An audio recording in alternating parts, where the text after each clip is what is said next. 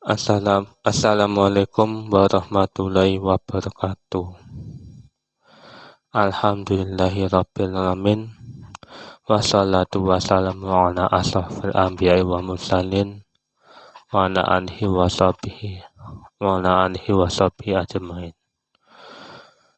Amma ba'du. Kepada yang terhormat penonton YouTube channelku setia yang berbahagia, marilah kita panjatkan segala puji bagi Allah yang telah memberikan kita semua untuk dapat mendengarkan kajian Alfiyah Ibnu Malik yang mulia ini dalam keadaan sehat walafiat. Amin ya rabbal alamin. Salawat dan salam semoga tetap tercurah kepada Nabi besar Muhammad SAW, kepada keluarganya, sahabatnya, serta sampannya selaku umatnya. Kita lanjutkan lagi. Bismillahirrahmanirrahim. Yang keempat yaitu perbedaan isim fi'il dan fi'il. Perbedaan isim dan fi'il ada berapa?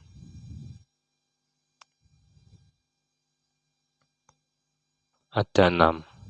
Yang pertama itu isim fi'il tidak boleh menampakkan dhamirnya. Seperti kita mengucapkan lafaz shoh, diamlah. Untuk menunjukkan mufrad, tasniyah, jamak, muzakkar atau muannas. Hal ini berbeda dengan lafaz uskut yang boleh diucapkan uskuti, uskutu, uskuta. Jadinya ini isim fi'il itu tidak boleh menampakkan dhamirnya. Dan isim fi'il contohnya itu shoh. Nggak bisa berbunyi shoh, shoha, shohuma, shohum, orais. Tidak bisa itu. Kalau fi'il baru bisa. Kalau fi'il itu contohnya itu uskut, uskuti, uskutu, uskuta. Terus isim fi'il tidak boleh mendahului ma'mulnya. Maka yang kedua itu isim fi'il tidak boleh mendahului ma'mulnya.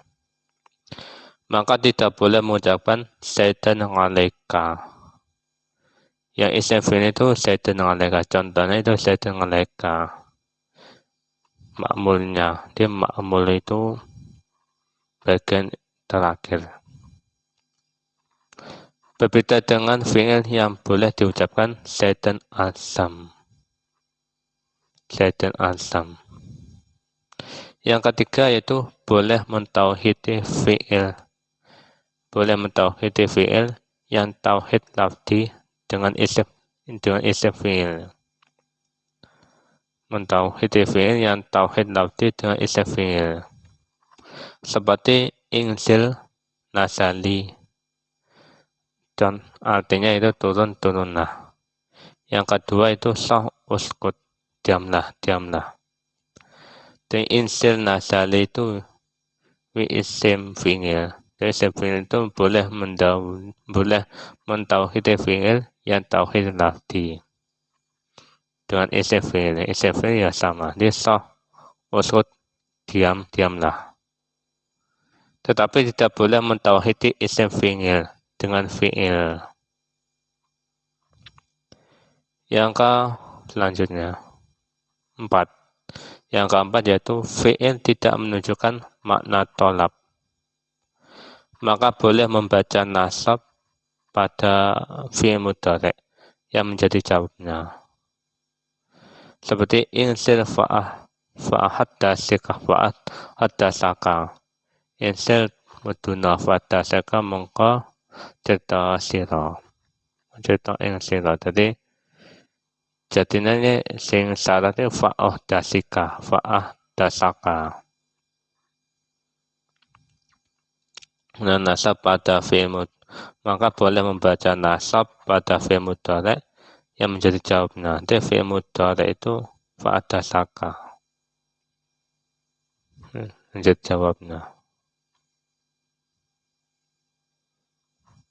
tetapi tidak boleh membaca nasab, tidak boleh membaca nasab pada fi'il mudhari' yang menjadi jawabnya isim fi'il.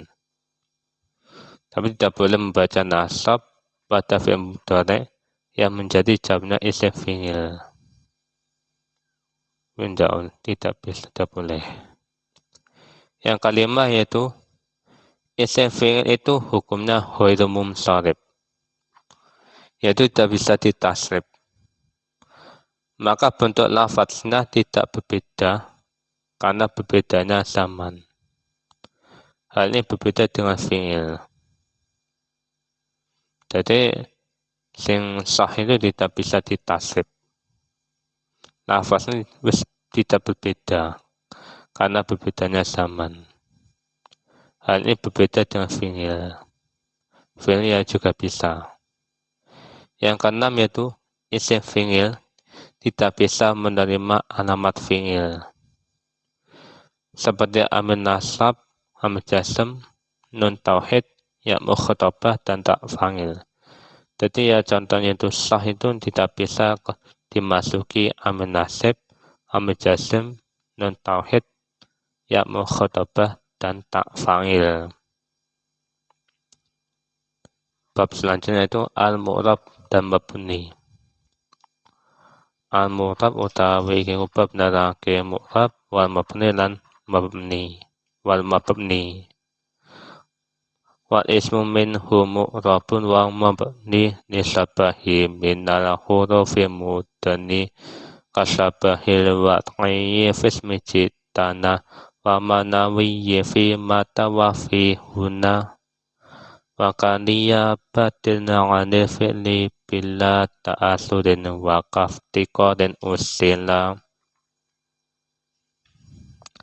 Wal ismu utawi isim minhu iku tetap setengah saking isim iku mu'rabun utawi isim mu'rab wa mabninan isim mabni nisabahi minal hurufi kana serupa marang pirang-pirang huruf mudene kang marekake.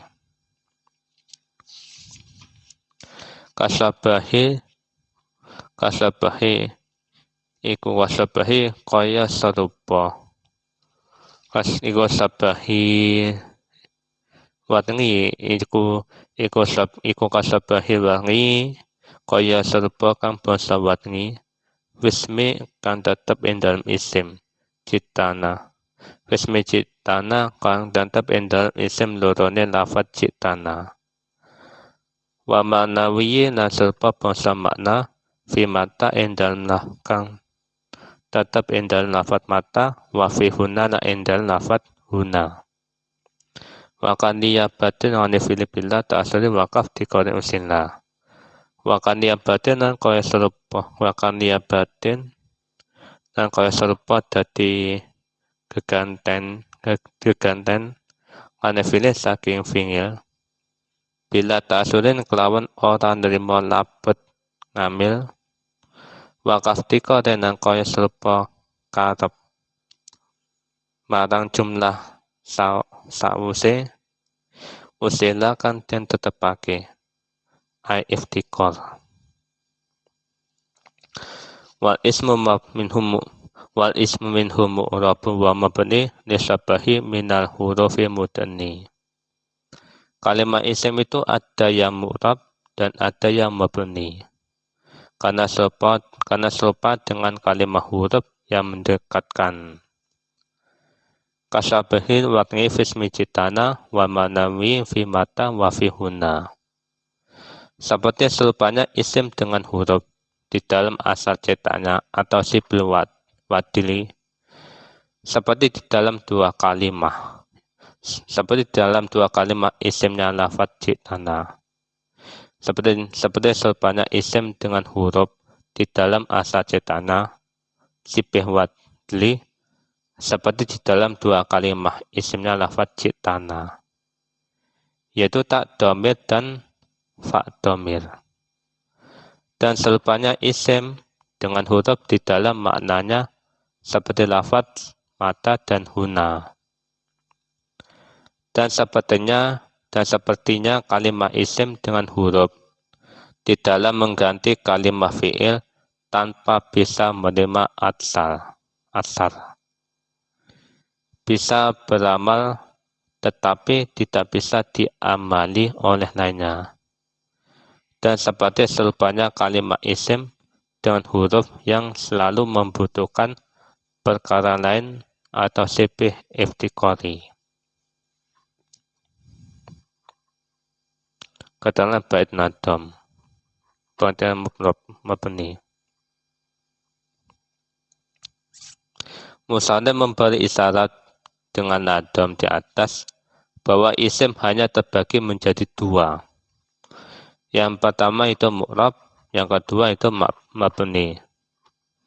Dan tidak ada bagian yang ketiga, yakni tengah-tengah antara mu'rab dan mabni. Sebagian ulama menyatakan bahwa lafaz sebelum ditarkib hukumnya mauquf. Ulama menyatakan bahwa lafaz sebelum ditarkib hukumnya mauquf, tidak mu'rab dan mabni. Dan ini dipilih oleh Imam Ibnu Usfur. Imam Ibnu Usfur siapa? Imam Ibnu Usfur adalah Abul Hasan Ali bin Mu'min bin Usfur al-Hadrami al-Isbili, raja ilmu gramatika Arabiyah daerah Andalus di masanya. Beliau memiliki banyak karya, di antaranya adalah Al-Mumti' fi Tasrif dan lain-lain. Beliau wafat tahun 669 Hijrah. Sedangkan pengertian dari mu'rab dan mabni adalah sebagai berikut. Pengertian mu'rab.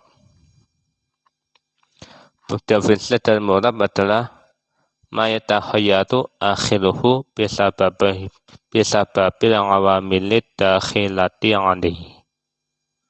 Mu'rab adalah kalimat yang berubah akhirnya sebab amil-amil yang masuk padanya. Di kalimat yang berubah akhirnya sebab amil-amil yang masuk padanya. Sebagian ulama mendefinisikan mu'rab sebagai berikut. Al-mu'rabu huwa ma salima min sibhil hurufi.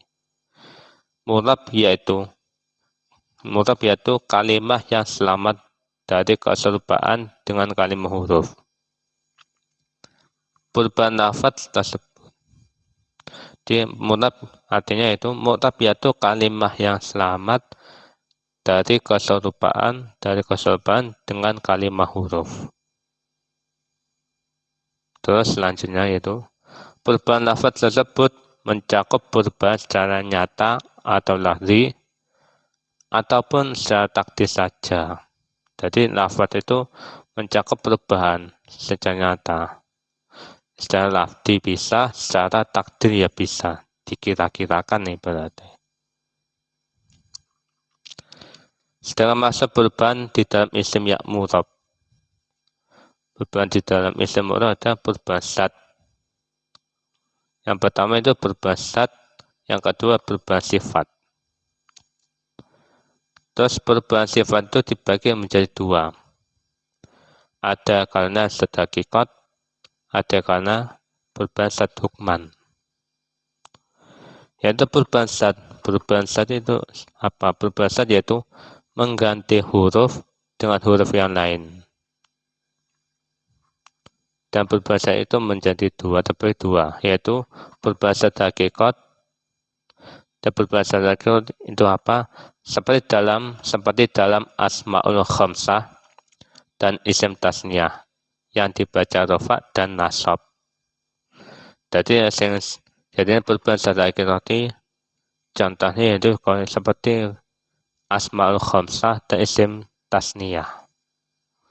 Asmaul khamsah itu abun, akhun, hamun, wafu, wazu, dan jaroh. Wafu, wazu.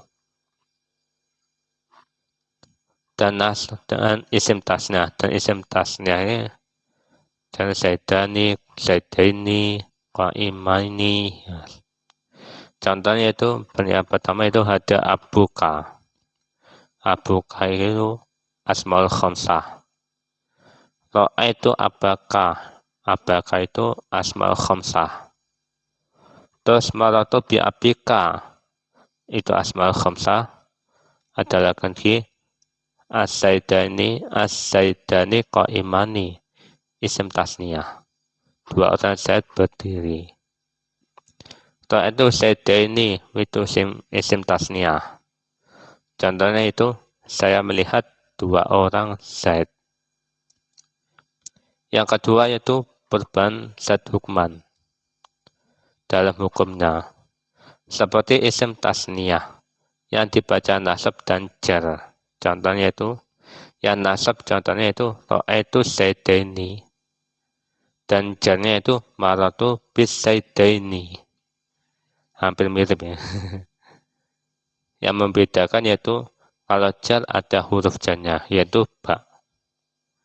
Yang nasab itu saidaini tidak ada huruf ba-nya. Tidak ada huruf jarnya. Kalau jar atau bis saidaini itu ada huruf jarnya berupa ba.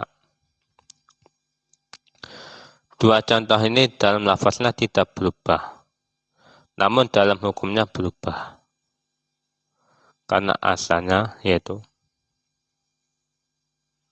jadi yang ra'aitu abaka, ra'aitu saidani.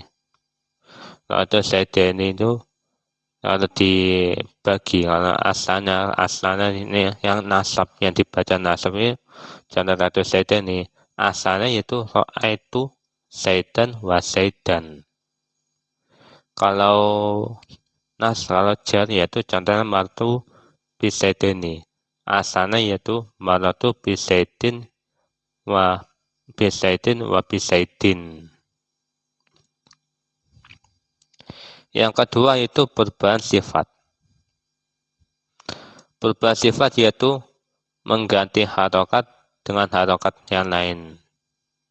Mengganti harokat dengan harokat yang lain. Jadi yang sifat itu hampir sama. Ada karena sifat hakikat, ada karena sifat hukman. Yang pertama itu perubahan sifat hakikat. Perubahan sifat hakikat. Seperti dalam jamak muannas salim yang rafa dan nasab. Yang jamak muannas salim yang rafa itu ja'al muslimatu. Yang nasab ra'aitul muslimati. Yaitu yang muannas salim itu tak yang dibaca dhammah di akhir kalimah. Yang nasab itu tak dibaca tak yang berharokat kasrah.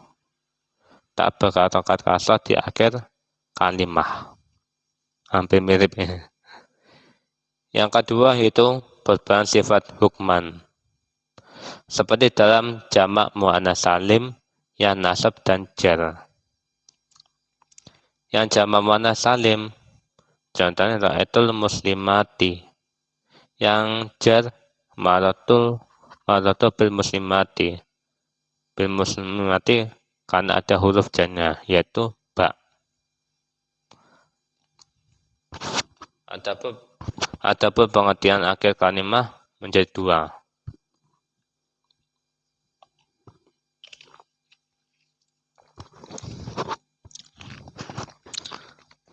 Yaitu akhir kalimah hakikat dan akhir kalimah yang hukman. Akhir kalimah hakikat contohnya yaitu zarabtu saidan. Akhir kalimah hakikat contohnya zarabtu saidan. Saya telah memukul Zaid. Dan maratu bi saidin. Saya berjalan bertemu dengan Zaid. Zarabtu saidan dan maratu bi saidin. Bisaidin ya. Kalimah hakikat yang saidan dan yang nasab itu saidan, yang jar yaitu bisaidin. Yang kedua yaitu akhir kalimah yang hukman. dalam hukumnya, yaitu berupa huruf yang menempati huruf akhir, seperti dalam Asmaul Khamsah. Menempati huruf akhir seperti dalam Asmaul Khamsah. Yaf'aluna, yaf'aluna. Yaf'aluna itu Asmaul Khamsah, karena ada wawu jamak. Terus yang kedua yaitu lam yaf'alu. Lam yaf'alu itu lam yaf'alu wawu jamak. Jadi wawu jamak dan nun jamak. Jadi wawu nun jamak. Yang kedua itu lam yaf'alu. Lam yaf'alu wawu jamak yang dibuang nunnya karena ada lam. Karena ada huruf lam. Lam nahi. Dalam contoh ini, i'rabnya adalah tetapnya nun. Dan contoh ini, i'rabnya ibnu yang pertama itu tetapnya nun. I'rabnya adalah tetapnya nun atau membuangnya. Sedang nun bukan merupakan akhirnya kalimah. Sedang nun bukan merupakan akhirnya kalimah, tetapi huruf yang menempati akhir. Jadi yaf'aluna. Yaf'aluna ki nun ini nggak ada apa-apanya. Nun itu mbah dibuang, mbah nyekon tetap, mbah membuang, mbah dibuang. Bukan akhirnya kalimah, tetapi huruf yang menempati akhir kalimah. Dikarenakan fa'ilnya berupa dhamir.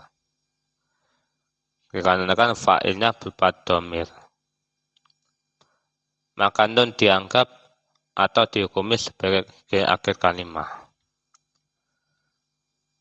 Kok bisa nunnya dibuang? Kok bisa nunnya tetap? Karena adanya dhamir. Maka nun dianggap atau dihukumi sebagai akhir kalimah. Untuk perubahan lafdan dan takdir, yang perubahan lafaz yaitu berubah dalam ucapannya. Bisa dirasakan, didengar, dan dilihat dalam tulisannya. Contohnya yaitu ja'a zaitun. Ja'a zaitun tulisannya jelas, suaranya jelas. Ja'a zaitun tulisannya jelas, bisa dilihat, bisa didengarkan, ya bisa. Jadi ja'a zaitun dan ra'aitu zaitan. Kalau ja'a zaitun ra'aitu zaitan, tulisannya jelas, tulisannya bisa dilihat dengan jelas, bisa didengarkan dengan jelas perbedaannya. Terus perubahan takdir, yaitu perubahan yang dikira-kirakan, tidak bisa diucapkan, dirasakan, didengar, dan dilihat dalam tulisannya. Yaitu marartu bil qadi, ja'al qadi, ra'aitul fata, ja'al fata. Itu sama saja, sama. Ya sama.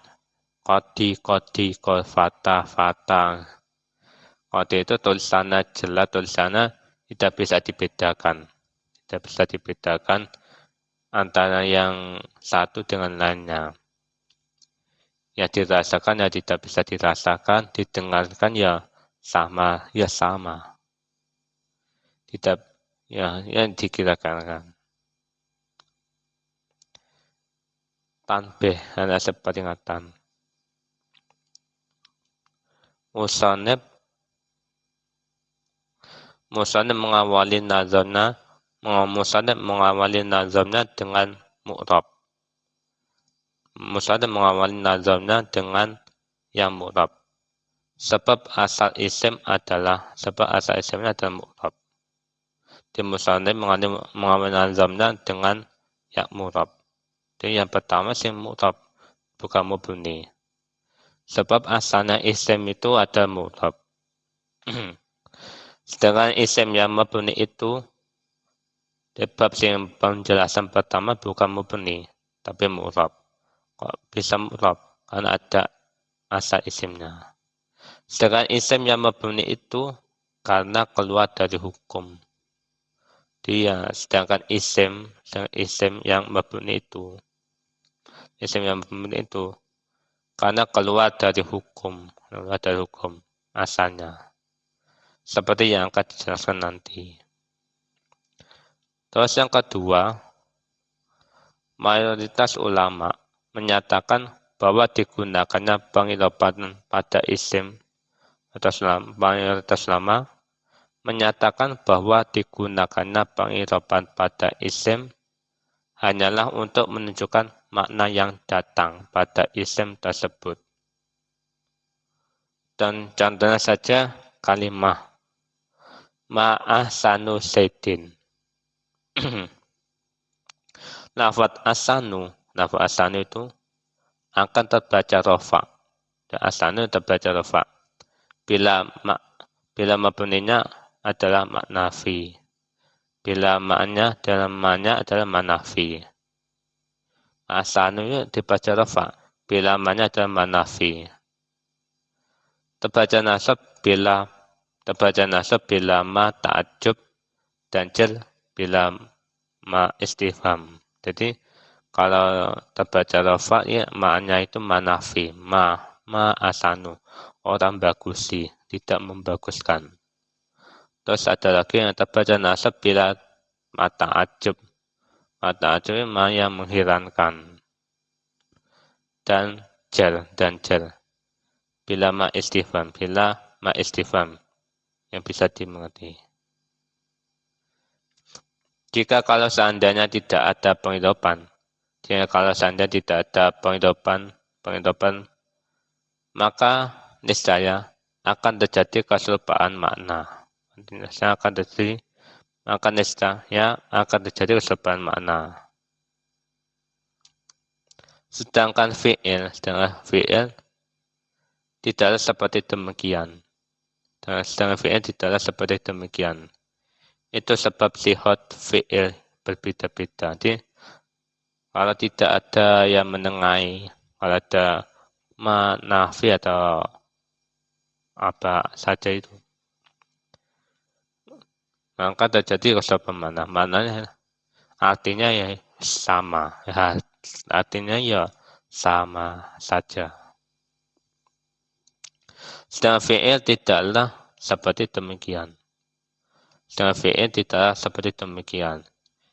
Itu sebab sihot fi'il berbeda-beda. Karena berbeda-bedanya makna. Kalau fi'il itu ada sihot fi'il. Sihot fi'il itu ada fi'il mati, ada fi'il mudhari, ada fi'il amr. Itu berbeda-beda maknanya. Oleh karenanya, i'rab dalam isim disebut asal. Sedangkan pada fi'il hanyalah cabang saja. Ya, karena i'rab dalam isim. Oleh karena i'rab dalam isim ini disebut asal. Disebut pokoknya. Disebut asli. Sedangkan pada fi'il hanyalah cabang saja. Ada lagi, minoritas ulama seperti Imam Qutrub mengatakan bahwa masuknya i'rab pada isim.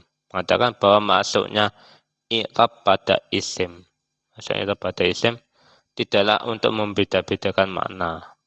Ini orang beda-beda makna. Tapi hanya sekedar untuk membedakan antara wasal dan waqaf.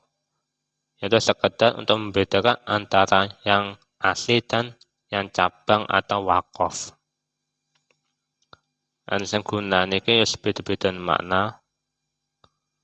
Ya nek katane ya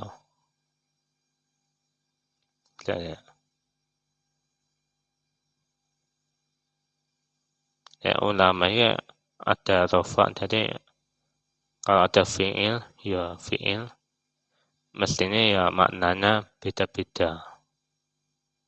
Kalau minoritas ulama ya contoh ya Imam Qurtubi masuknya i'rab pada isim tidaklah untuk membeda-bedakan makna.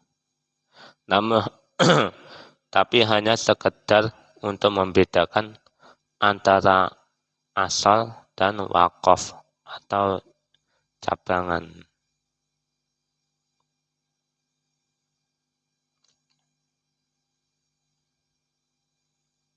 Dan Imam Qutb itu siapa? Imam Qutb adalah Muhammad bin Mustir Abu Ali An-Nahwi yang terkenal dengan sebutan Qutb.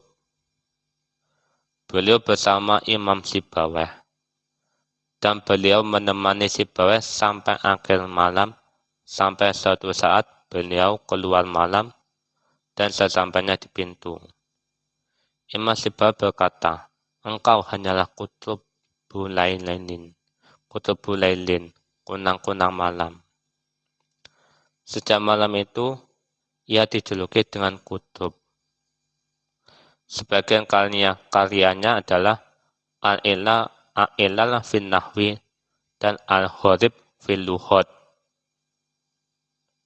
Al-Ilal fin Nahwi dan Al-Gharib fil Lughat. Beliau wafat tahun 206 Hijrah.